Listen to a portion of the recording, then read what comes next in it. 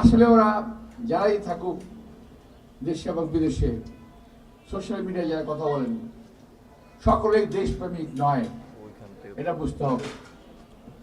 দেশের জন্য এত প্রেম থাকলে দেশে আসেন না কেন? আপনারা দেশে আসেন, দেশে এসে নির্বাচন করেন, জনগণের মনোভাব বোঝার চেষ্টা করেন। ওই বিদেশ থেকে বসে বসে বিএনপিকে কিভাবে ক্ষতি করা যায়, বদনাম করা যায়, অপবাদ দেওয়া যায়, চেষ্টা তারা করতেছে। আর তাদেরই বাচ্চা কাচ্চারা ঢাকায় বসে একদল ছেলে পেলে এখন সকাল দুপুর সন্ধ্যা, আরে বাবা আল্লাহর নাম নাও।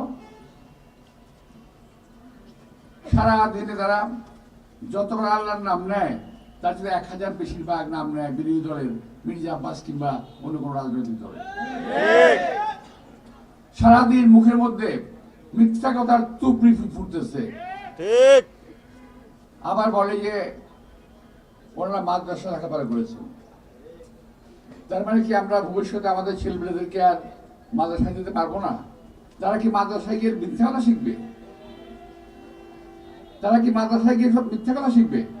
মাদ্রাসায় মানুষ ধর্ম শিক্ষা করে এবং সত্য শিক্ষা করে।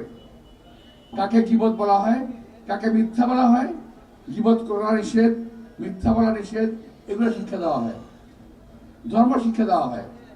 কিন্তু এরা কি শিখলো মাদ্রাসায় গিয়ে? সকাল দুপুর সন্ধ্যা মিথ্যা কথা বলছে বলছে বলছে বলছে।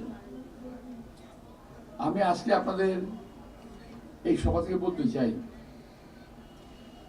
বাবারা নির্বাচন করো, ভোট চাও, দেশের জন্য কি করেছ সেটা বলো, আগামীতে কি করবা সেটা বলো।